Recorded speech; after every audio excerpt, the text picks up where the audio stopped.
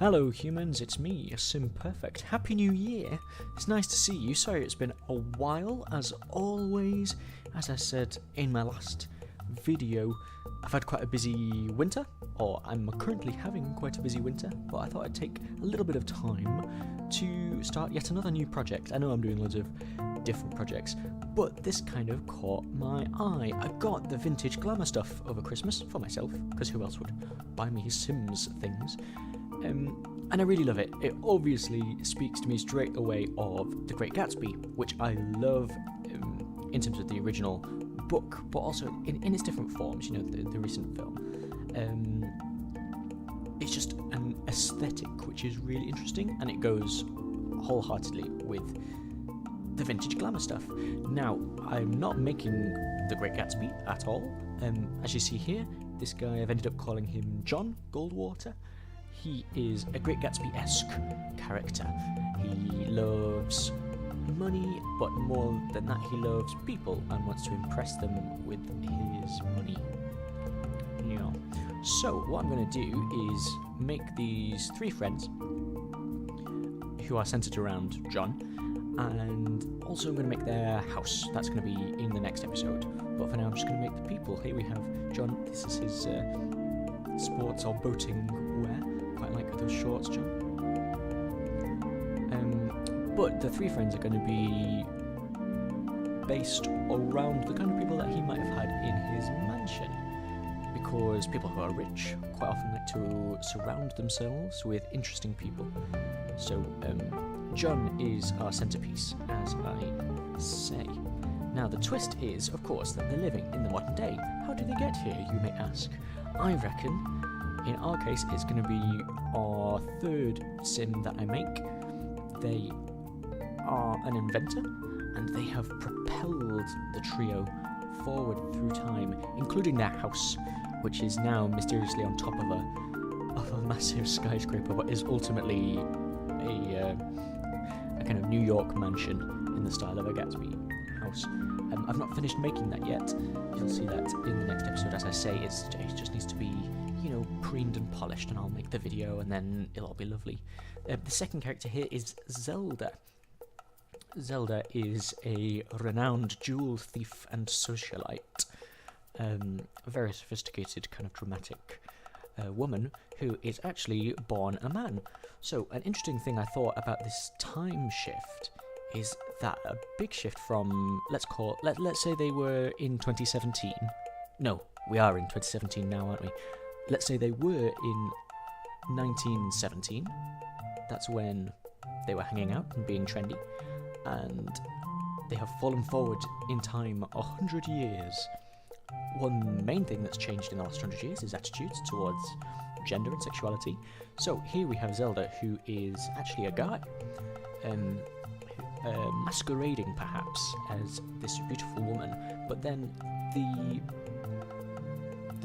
issue of identity comes up because quite a lot of people at the time who made their maybe their living as a performer, like as a kind of drag act, or people who pretended to be of another gender for business reasons, that is inextricably linked with a feeling of identity as well. I don't think we can completely divorce the idea that maybe they're doing it for practical reasons, but also there's some kind of personal identity thing wrapped up there. And that's what I think we have the case here with Zelda. So I'm going to refer to Zelda as she. The next person that we make is called George, and biologically female, but presenting as a male in terms of fashion choices. And perhaps George's history is that she wanted to get by as an inventor at the turn of the century. That's still a pretty tough thing to be doing by that point. So I think it's interesting to see how these characters will change now that they're in the relatively open-minded modern day. Certainly in the big city of San Myshuno, people should be quite tolerant, and so they'll be able to explore and embrace their identities in a different way than they would have been able to at the turn of the century. I quite enjoy this outfit that I'm making right now. I was hoping to make a Piero outfit. I don't know if you know Piero, the kind of sad clown, monochrome style sad clown. Yeah. Okay, now I'm changing over to make George. I really enjoyed making George. Oh my gosh. There's some really interesting clothing options that have come with Vintage Glamour Stuff, and surely I've made some use of it with Zelda, the beautiful feminine clothing, but there's some amazing male clothing as well. I love that hair. I used that on Jon, so I didn't want to use that again on George. But yeah, these clothing options, those glasses, oh, I love those glasses. I know it's a bit Harry Potter-y, but, you know, wow. Freud glasses, love it, love it, love it, love it. So yeah, I've settled with this greying hair, not because she's old, but because she's, or he, I need to start using the pronouns that I've decided on, but because he has just got a bit of grey in their hair. I don't know if you've met people who already are starting to turn grey in their maybe early 20s. I think it looks quite distinguished myself. I had a bit of a play around with the custom gender options, obviously, for this cast of characters, but I felt that it's not a case of being intersex, it's a case of playing with gender, as is one of my interests on this channel, of presenting different genders for different reasons, which is kind of separate from a biological identity. I just love that outfit, the brown and black kind of ringmaster outfit. Wow, that makes me very happy indeed. So I'm not quite sure what I'm going to do next in terms of this project. I'm certainly building the house, and so I will show you that once it's done. Hopefully next week, I think is when I'll try and get the video up for. And then I'm not entirely sure whether I want to try them out and like play a bit, or whether I just want to you know, let them be. One thing is for sure, I shall put this family up on the gallery for you to download. What should we call them? I haven't actually thought of a name, so I'm going to put that in my description for the video so that you know what to go and look up if you fancy downloading these three yourself. And once I've done the mansion, I will of course upload that as well. Okay, we're getting to the point now where I'm going to hand over to my former self. I've already recorded the live section of this video, so I hope you've enjoyed, and I'll see you next time. Okay, bye for now. So, let me take you through our three bright young things from the 1920s. Here we have Jon Goldwater. He is a party animal, which makes him gregarious. You might get a sense that this is my Great Gatsby character. Kind of. He's childish, materialistic, but outgoing, so he's going to try and make everyone like him with his money, basically, which is unsurprising. My design behind him is that it's going to be gold for his Goldwater name, but that's probably not his actual name, and he's going to have touches of green, like his green eyes, in his clothing choices. So here we have his normal one. I've got this lovely waistcoat. Oh, what's this stuff pack called? Packs. Vintage Glamour. Yes, Vintage Glamour was definitely a big inspiration for why I would build this family, or family in the loosest sense of the term. So here's his normal outfit. This is his normal and formal. Inspired a little bit by Cab Calloway in those old movies. He was a conductor and singer of jazz bands you see in some of the old movies. He would definitely... Oh, you might know him from the Blues Brothers as well. He sang Minnie the Moocher. Anyway, this is who I'm imagining would wear this outfit normally, and it's from the Jazz Age, so great. Athletic, I'm imagining him playing tennis in his own personal tennis court in this outfit. Or maybe a spot of boating, hence the boat shoes. Lovely. Sleeping robe. Gold, of course. Gold leaf. Gold thread. This party outfit I'm not, like, thrilled with. He looks a little bit like kind of the person who runs Santa's grotto. Do you know what I mean? Or potentially like Mr. Weasley. You know, it's just a bit too weird, but stick with it for now. That's all right. Swimwear, green swimwear. Not too immodest. Remember that they're from the 1920s. So there we have Jon Goldwater, party rich man. Great. So, one thing that happened, well, and kind of still does happen, I presume, is that a rich person who thinks themselves cultural will surround themselves with people who are artists and creatives.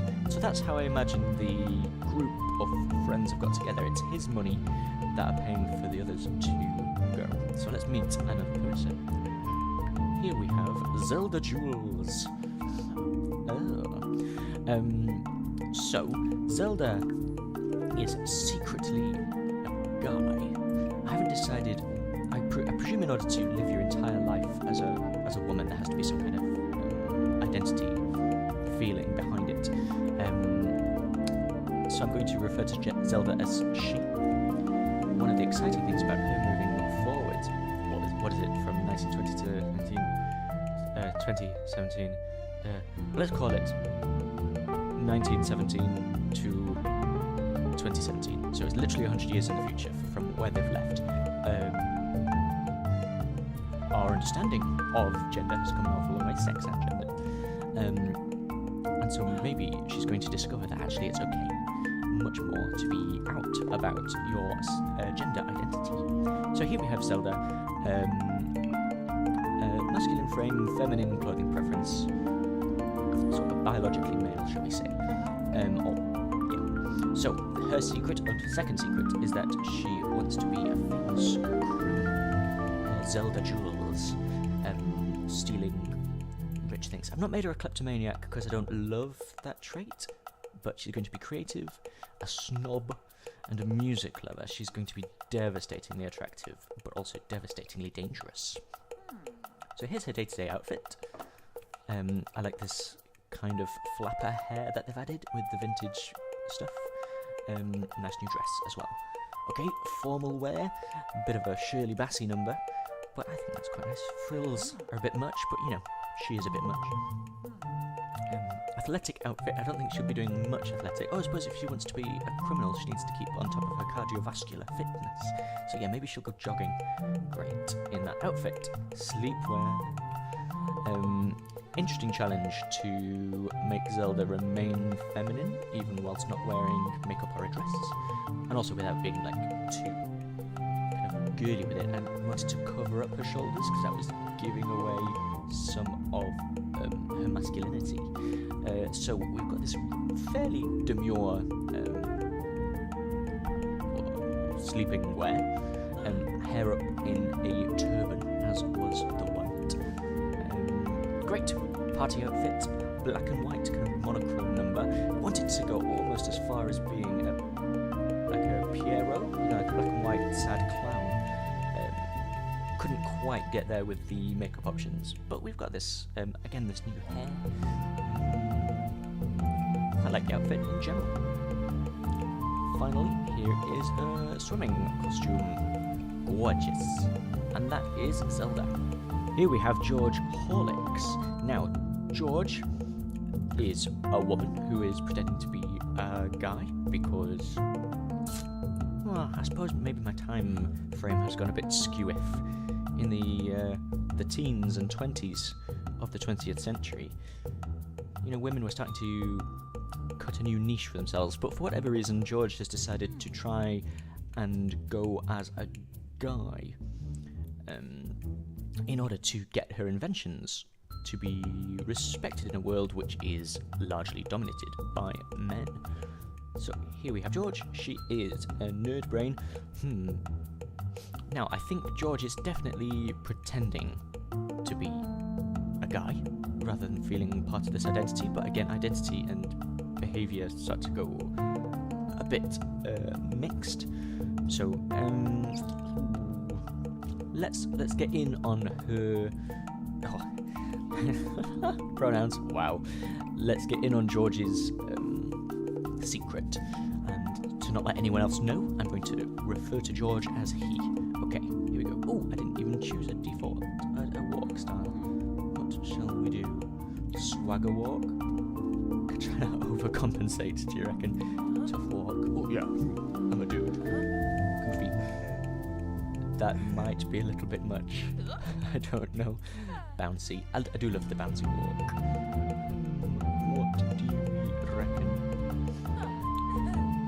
Now, George is clumsy, so maybe I'm going to go with a goofy walk. Maybe we'll be able to change it later if we need to. Perfectionist. Takes ages about making a master plan and then seeing it through to fruition. George is a genius, and George is clumsy, the kind of inventor who is not used to a real life.